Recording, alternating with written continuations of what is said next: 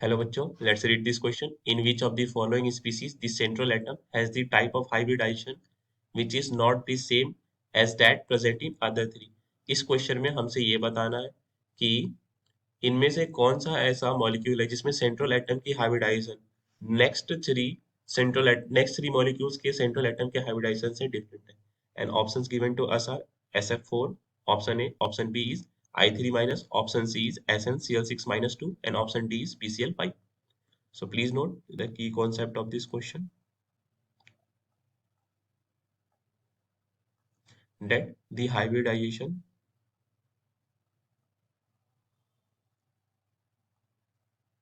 of central atom in a molecule is given by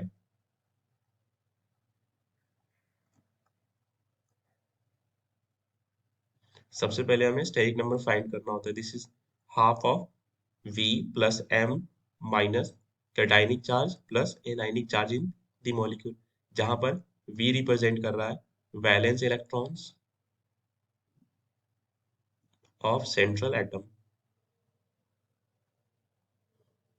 M represent कर रहा number of monovalent species जो कि central atom से attach है, यानी ऐसे स्पीसीज जो सेंट्रल एटम से सिर्फ सिंगल बॉन्ड ही बना सकते हैं. And C represents cationic charge of molecule and A represents anionic charge अगर किसी मॉलिक्यूल में मौजूद हो तो.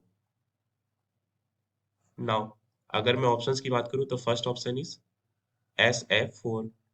तो अगर मैं इसकी स्टेरिक नंबर की वैल्यू फाइंड करने चाहूँ तो steric factor this is equal to half sum of valence electron. यहाँ पर सल्फर सेंट्रल एटम है क्योंकि सल्फर की अमाउंट सबसे मिनिमम है, सल्फर सिर्फ एक ही है, तो इसके अराउंड टोटल 6 इलेक्ट्रॉन्स होते हैं वैलेंस इलेक्ट्रॉन्स. तो we will put 6 here. And fluorine तो सिर्फ सिंगल ही बॉन्ड बनाता है, इसलिए नंबर ऑफ मोनोवैलेंट स्पीसीज हो गए 4. कोई कैटाइनिक चार्ज नहीं है, ना ही कोई एनाइनिक चार्जेस, देन 0 एंड 0. तो यहाँ से हमें स्टेरिक फैक्टर की वैल्यू आई 5. एंड इसके करस्पॉन्डिंग जो हाइब्रिडाइजेशन हम लिखते हैं this is sp3p. Now B option की बात करूं this is I3 minus. Now इसका भी हमें स्टेरिक नंबर या स्टेरिक फैक्टर निकालना होगा. This is half sum of valence electrons. इसमें तो तीनों ही आयोडीन है, यानी सेंट्रल एटम भी आयोडीन ही होगा. तो आयोडीन एक हेलोजन ग्रुप होने की वजह से इसके आउटर मोस्ट सेल में 7 इलेक्ट्रॉन्स होंगे. तो 7 प्लस मोनोवैलेंट स्पीसीज. अब आई अगर एक सेंट्रल एटम बना तो इसके दोनों जो सराउंडिंग एटम्स होंगे वो भी आयोडीन ही है. आयोडीन तो सिंगल बॉन्ड फॉर्म करते हैं, यानी ऐसे दो और स्पीसीज आ गए सिंगल बॉन्ड फॉर्म करने वाले. एंड देन इस पर कोई कैटायनिक चार्ज नहीं है, ना ही कोई बट एनाइनिक चार्ज है. So this is +1.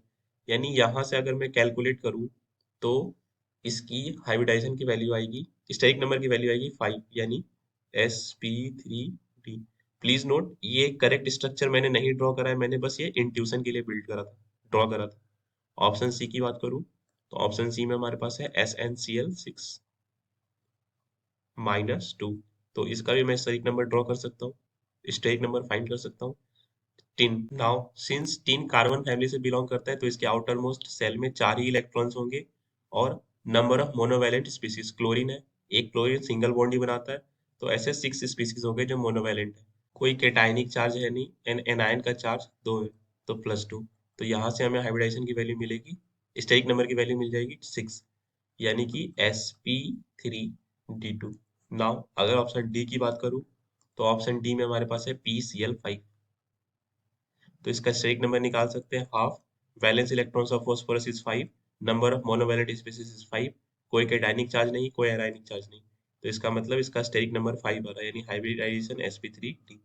तो क्लियरली SnCl6 - 2 एक ऐसा स्पीसीज था जिसकी हाइब्रिडाइजेशन sp3d के अलावा sp3d2 थी, यानी कि इस ऑप्शन का हमारा करेक्ट ऑप्शन हो जाएगा ऑप्शन सी, क्योंकि इसका हाइब्रिडाइजेशन sp3d के अलावा sp3d2 थी. सो आई होप आपको ये कॉन्सेप्ट समझ आया स्टूडेंट्स. Thank you.